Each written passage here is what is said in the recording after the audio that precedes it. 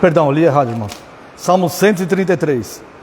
Ó, como é bom e agradável viverem unidos os irmãos.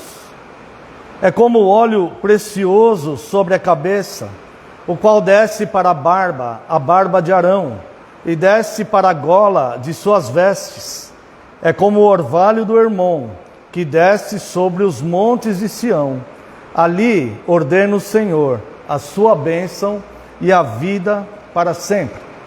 Quero também convidar a amada igreja para a leitura de segundo livro das Crônicas, capítulo 7. Leremos a partir do verso 11. Leremos do 11 ao 22. Segundo Crônicas, capítulo 7. Assim Salomão acabou a casa do Senhor e a casa do rei. Tudo quanto Salomão intentou fazer na casa do Senhor e na sua casa, prosperamente o efetuou. De noite apareceu o Senhor a Salomão e lhe disse: ouvi a tua oração e escolhi para mim este lugar, para a casa do sacrifício. Se eu cerrar os céus de modo que não haja chuva, ou se eu ordenar aos gafanhotos que consumam a terra, ou se eu enviar a peste entre o meu povo, se o meu povo, que se chama pelo meu nome, se humilhar e orar e me buscar e se converter dos seus maus caminhos, então eu ouvirei do céu, perdoarei os seus pecados e sararei a sua terra.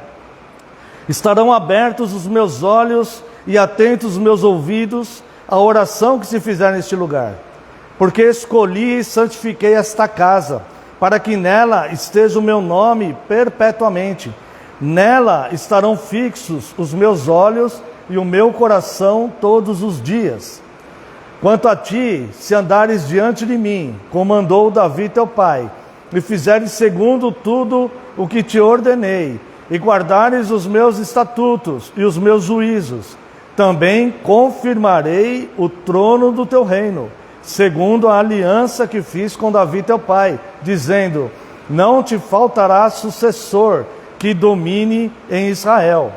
Porém, se vós vos desviardes e deixardes os meus estatutos e os meus mandamentos que vos prescrevi, e fordes e servirdes a outros deuses e os adorardes, então vos arrancarei da minha terra que vos dei, e esta casa que santifiquei ao meu nome, lançarei longe da minha presença, e a tornarei em provérbio e montejo entre todos os povos. Desta casa, agora tão exaltada, todo aquele que por ela passar, pasmará e dirá: por que procedeu o Senhor assim para com esta terra e esta casa? Responder-se-lhe-á: porque deixaram o Senhor, o Deus de seus pais, que os tirou da terra do Egito, e se apegaram a outros deuses, e os adoraram e os serviram. Por isso, trouxe sobre eles todo este mal. Quero convidar os irmãos para uma breve oração. Pai Santo e Eterno, glorificado seja o teu nome, Deus. Senhor, o Senhor é dono de tudo que existe, Deus. Esta palavra é palavra sua, a palavra que lemos. É revelação sua, Deus. E é revelação sua para os homens que o Senhor criou, para a igreja que o Senhor estabeleceu, porque tudo pertence ao Senhor. Tanto a terra, como o que nela contém, como as nossas vidas, cada um de nós.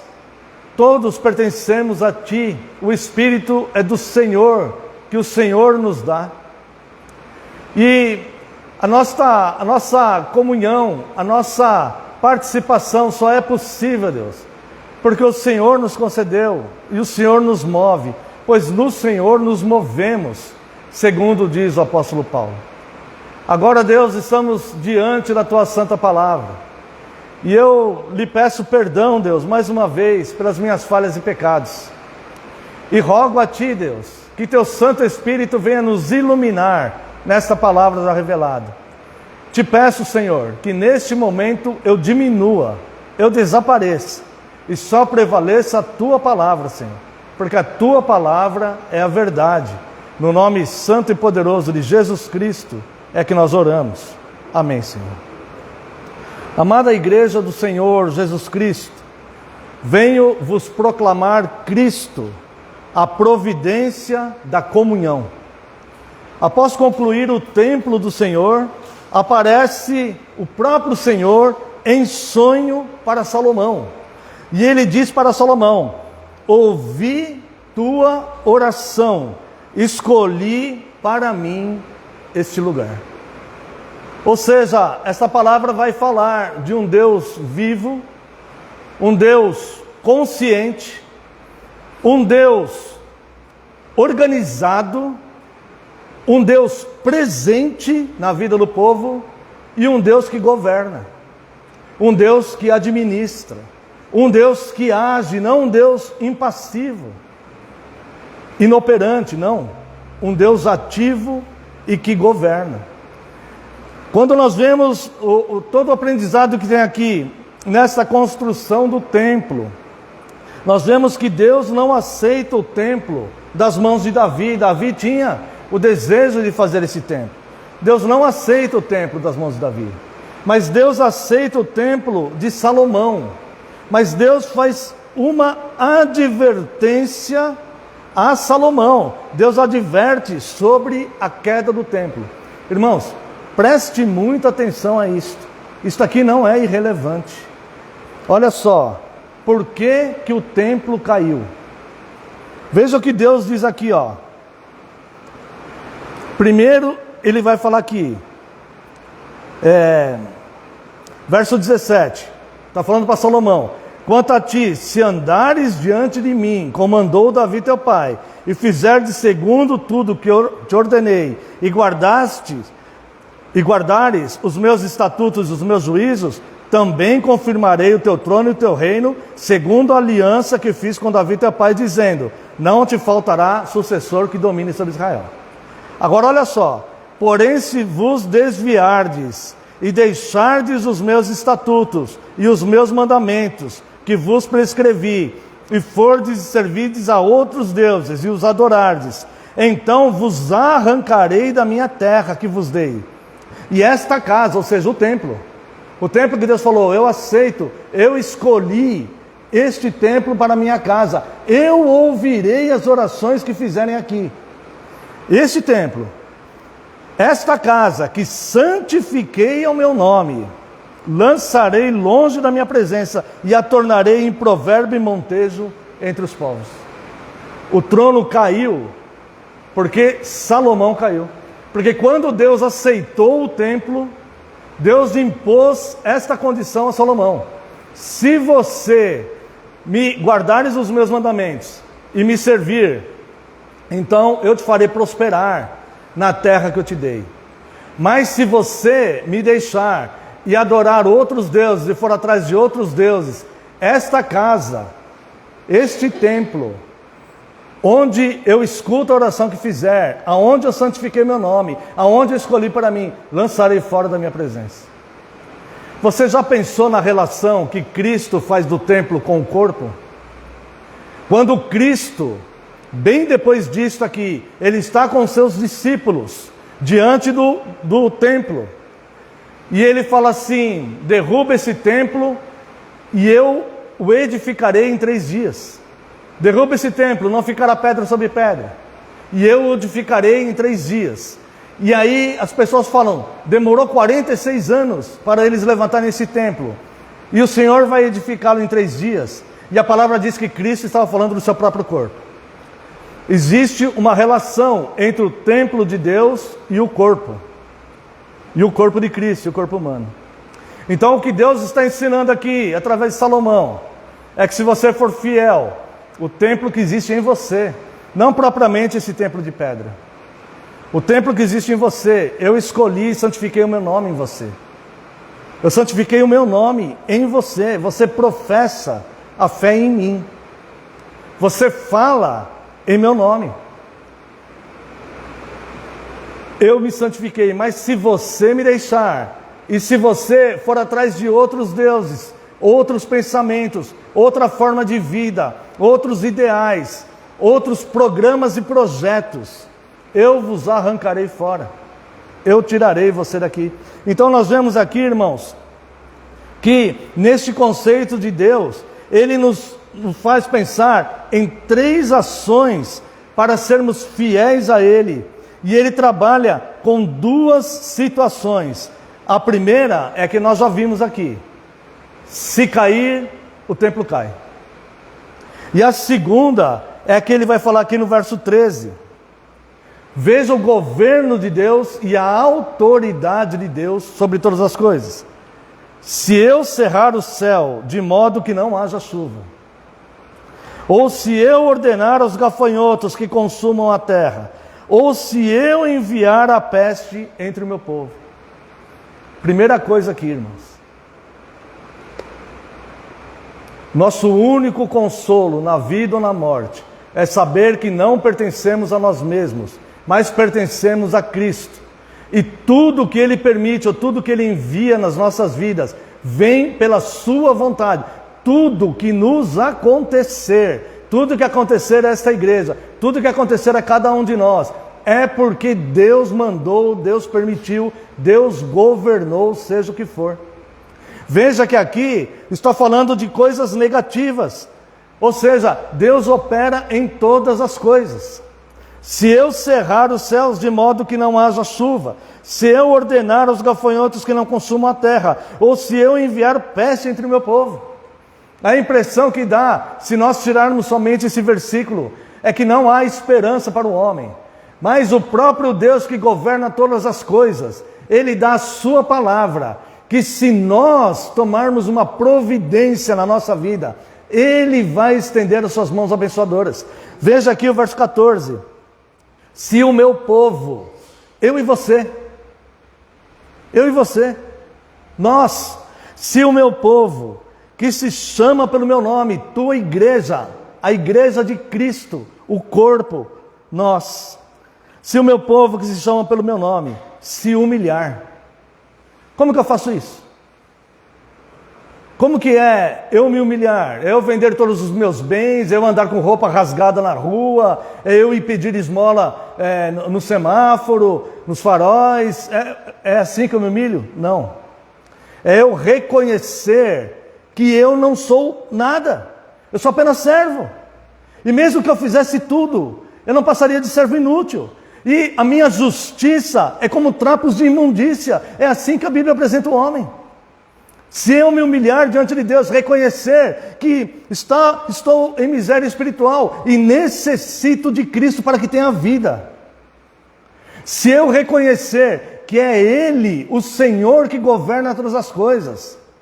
Se veio os gafanhotos, se cessou a chuva, se veio a peste, Deus está governando sobre isso. Fala, Senhor, o Senhor é santo e poderoso e sábio e age segundo o beneplácito da sua vontade. E se isso está acontecendo, é porque o Senhor está certo e o Senhor tem um motivo para isto. E eu reconheço a tua grandeza. Não ficar atribuindo a demônios as coisas que acontecem na nossa vida, mas atribuindo àquele que de fato governa, aquele que de fato é onisciente, aquele que de fato é operante. E fala, Senhor, se tudo isso está acontecendo, o Senhor tem algum propósito nisto. E eu creio no seu amor, eu confio na sua santidade, eu confio na sua justiça, eu confio na sua bondade. E Senhor, o que eu preciso do Senhor é misericórdia. Porque eu nada sou. Eu não estou em condições de exigir que o Senhor me dê isso, me dê aquilo. Eu não estou em condições de determinar isto ou aquilo. Ao contrário, eu me submeto debaixo das suas poderosas mãos, porque o Senhor é grande e santo. Então aqui diz, olha só, isso aqui, irmãos, é que eu li primeiro, quando Salomão caiu, né? Mas isso aqui Deus fala para Salomão antes. E fala assim, se o meu povo, que se chama pelo meu nome, se humilhar e orar. Irmãos, Deus não precisa da oração do povo para Deus fazer alguma coisa. Deus vai governar, nós orando ou não. Mas Deus nos dá esse privilégio maravilhoso. Deus nos dá uma oportunidade maravilhosa de buscar o Rei do Universo, seja qual for a nossa angústia, seja qual for a nossa situação, seja o desastre que o pecado cometeu na nossa vida, seja o que for, há tempo, enquanto respira, enquanto o coração bate, de nós nos submetermos a Ele, de nós buscarmos a Ele em oração, falar: Senhor, tem misericórdia de mim, Senhor, sê comigo, Senhor, me estenda a mão, Senhor, olha a minha família, Senhor, por favor, cuida da minha igreja, Senhor, por favor, cuida do meu marido, Pai, por favor, cuida da minha esposa, Senhor, cuida dos meus filhos, Senhor, cuida da minha própria vida, Senhor, me estenda as mãos. Estou carente e necessitado. E Deus, olha, a palavra de Deus fala que nós estamos embaixo do estrado dos pés do Senhor. E Ele olha a terra e vê os homens como gafanhotos. E Deus é eterno. E Ele somos seu povo de vermezinho de Jacó. Mas sabe o que Ele faz? Ele se inclina para nos ouvir. A mão dele não está atada, o braço dele não está atado, que ele não possa estender para nos abençoar. E nem seus ouvidos agravados ou tapados para que ele não possa ouvir a nossa oração. Pelo contrário, ele nos estimula a buscá-lo. E apresentar a Ele as nossas dificuldades, e as nossas incertezas, e as nossas inseguranças, e as coisas que nós queríamos tanto, e que parecem que não acontecem. E nós podemos falar com Ele em qualquer momento do dia, ou da noite, ou da madrugada. E Ele nos concede essa graça, irmãos. Esse texto aqui é tão rico, porque nós vemos um Deus poderosíssimo em governar o mundo. E se eu parar? E se eu fechar o céu para que não haja chuva? E se eu enviar peste ao povo? Mas, se o meu povo se humilhar e orar, ou seja, aquele que tem poder para segurar a chuva, aquele que tem poder para enviar peste, Ele nos abre a possibilidade, totalmente com amor. Me busque, ore. Se você reconhecer o seu lugar, se você reconhecer que existe um Deus poderoso e que você é apenas uma criatura, um ser humano, você é apenas o pó da terra, cheio de inquietações e necessidades. Essa é a vida do ser humano. Se você reconhecer isto, ore a mim, se humilhe, ore a mim. Eu estou aqui para ouvir você. Eu estou aqui para te auxiliar nessa caminhada. Eu te ajudo com a minha destra fiel. Não tema. Apenas seja forte e corajoso.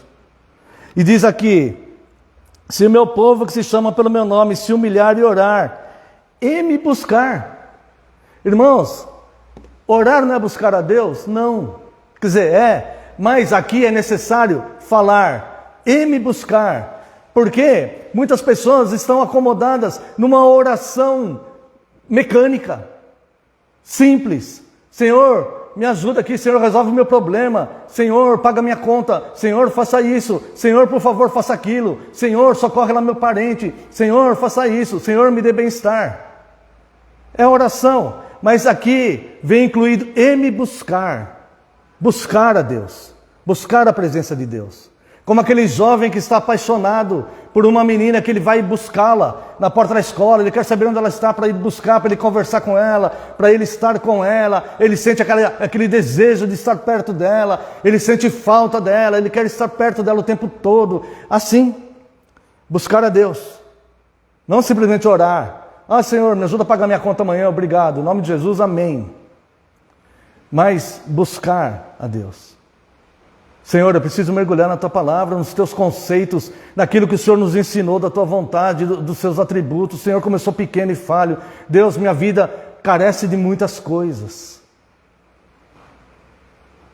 Engraçado, né? Certa vez alguém disse assim: se nós não tivéssemos tantos problemas como o ser humano tem, nós oraríamos a Deus? Se nós não precisássemos de tantas soluções como o ser humano precisa, nós oraríamos a Deus? Nós buscaríamos a Deus? Ou nós temos Deus ali somente para nós pedirmos coisas para Ele, para que Ele nos beneficie em algo? Então é por isso que fala: se meu povo, que se chama pelo meu nome, se humilhar e orar e me buscar. E agora, irmãos, uma atenção especial: se converter dos seus maus caminhos. Olha só, não é aquela conversão de salvação, né? Porque ele já está falando, ele não está falando aqui para os ímpios. Ele está falando, se meu povo, os convertidos.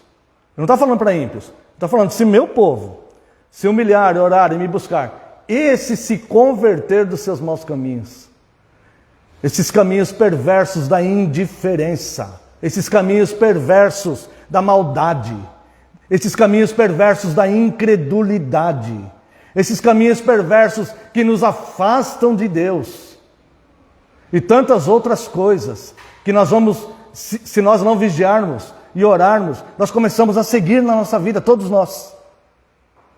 Não se salva um na humanidade. E ele fala, se nós nos humilharmos e orarmos e buscarmos e nos convertermos dos nossos maus caminhos, então aqui olha só, eu ouvirei dos céus, perdoarei os seus pecados e sararei a tua terra. Eu sempre falo, quando eu já fiz vários sermões sobre esse texto, né? Pela misericórdia de Deus. E quando chega aqui eu sempre falo a mesma coisa. Ele sara o nosso chão. Ele sara a nossa casa. Ele sara o solo do nosso coração. Ele sara a nossa mente corrompida, que está nos levando para caminhos que ninguém sabe o que pode ter. Ele sara a nossa vida, irmãos. Ele sara o nosso chão, Ele sara a nossa casa, Ele sara a nossa vida, Ele sara a nossa igreja. Não há nada que Ele não possa fazer a nosso favor. Irmãos, é um Deus grande, é um Deus que governa, é um Deus poderoso, que pode enviar peste, pode parar chuva, mas é um Deus que vai sarar o nosso chão. Ele fala, eu vou sarar a tua terra, eu vou sarar as tuas feridas, eu vou te sarar por dentro, eu vou sarar a tua vida. Busca, confia, porque Ele não é Deus, não é um homem para que minta. Mas a sua palavra é fiel, digna de toda aceitação. E então, Deus, Ele vai fazer todas essas coisas. Quando nós fizermos essas três atitudes, humilhar, orar e buscar, e converter-nos dos nossos caminhos, então Deus, Ele irá responder exatamente como Ele prometeu. Ouvirei dos céus, perdoarei os seus pecados e sararei a sua terra.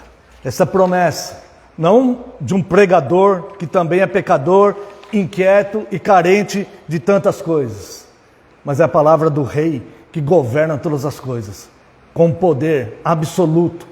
Essa é a palavra dele. E também, irmãos, para nós entrarmos na fase final aqui do sermão, quero voltar lá no Salmo 133.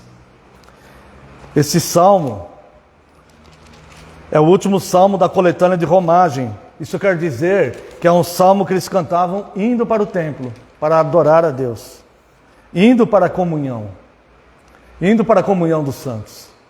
E eles iam de muito longe para o templo, com sol, com chuva, com todas as dificuldades, eles iam para o templo. E esse salmo aqui, ele vai dizer de forma especial, o verso 3. É como o orvalho do Hermon que desce sobre os montes de Sião, ali ordena o Senhor a sua bênção e a vida para sempre. Olha só, nós não vamos nos cultos para buscar bênção, para buscar benefícios. Nós vamos nos cultos para adorar a Deus. O dever de todo homem é adorar o seu Criador, é glorificar a Deus. Então nós não vamos no culto para que Deus nos abençoe, nós não vamos por isso. Nós vamos no culto para adorar a Deus, porque é o nosso dever, é a nossa obrigação. Nós não quebramos o quarto mandamento. Nós vamos ao culto no dia do Senhor e cultuamos a Deus. Mas ali, Deus ordena a sua bênção. Olha só como é lindo esse salmo, e infelizmente não temos tempo para explorar mais, mas vamos falar de forma bem reduzida, né? Tá? Como é bom e agradável viverem unidos os irmãos. É como o óleo precioso sobre a cabeça, o qual desce para a barba de Arão.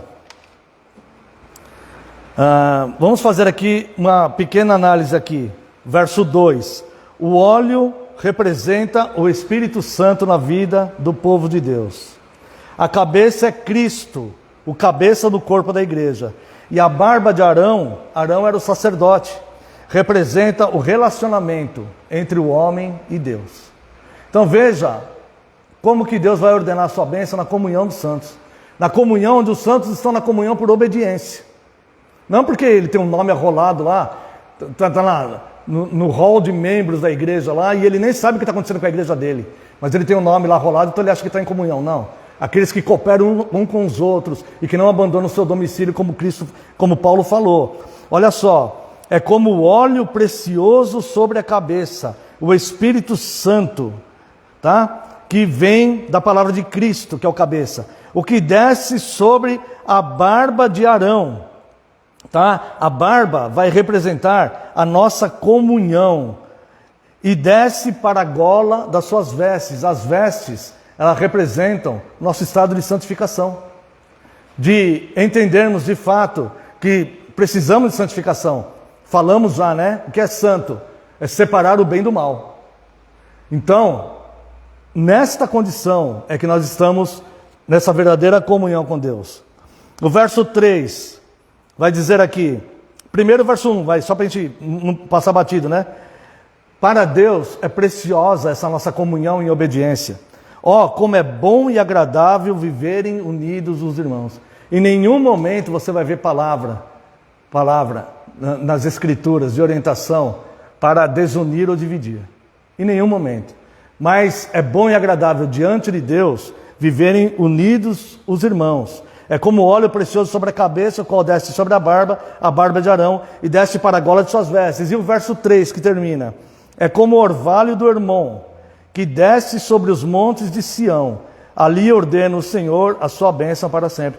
Este monte Hermon é uma região desértica ali. É uma região de deserto. E esse monte Hermon, ele é muito alto. Então, existe uma espécie de uma neblina que cai sobre ele e refrigera o monte. Então, a parte de cima do monte, ela congela todo dia, mesmo sendo uma região desértica. Um fenômeno geográfico. E ele é conhecido como Monte Grisalho, porque você olha para ele lá em cima é tudo branco. As pessoas veem branco lá em cima. E nessa região desértica, o que acontece? Esse monte, o orvalho está sempre lá em cima, toda noite ele refrigera muito. Fica meio que congelado, né? Tipo assim. E aí, durante o dia, com aquele sol escaldante do deserto, aquele orvalho, ele começa a se descongelar e ele vai descendo para o monte. Então ele desce até o solo. E aí, então, ele irriga tudo em volta. Então, em volta tem palmeiras, tem tâmaras, tem uma vegetação ali grande, né? E alguns anos atrás, aí não sei precisar muito bem, no século XX, mais ou menos, fizeram até um recanto lá para acolher turistas, né? Porque naquela região desértica, ali é um lugar onde aquela água tem frutas, tem vida, né? E é por isso que fala que Deus ordena, é como o Monte de Hermon, que Deus ordena a vida para sempre, né? Então esse fenômeno, lógico, nessa época ainda não tinha esse lugar para turistas, mas já existia esse fenômeno. E então essa vegetação era abundante lá embaixo. É assim, irmãos, na comunhão dos santos. É assim. É Deus ordena a vida. Não se iluda. Não se iluda, porque Deus ordena a vida ali. Aonde está a comunhão dos santos. E isso é bom e agradável para Deus. E eu quero apenas finalizar, irmãos, esse sermão aqui, dizendo para os irmãos que no Evangelho de Judas, na carta de Judas, é um capítulo só, verso 5 e o verso 6. Já que o nosso tema do Dia do Senhor 21 foi o que é a igreja e o que é a comunhão dos santos. Eu quero só terminar lendo aqui em Judas, verso 5 e verso 6.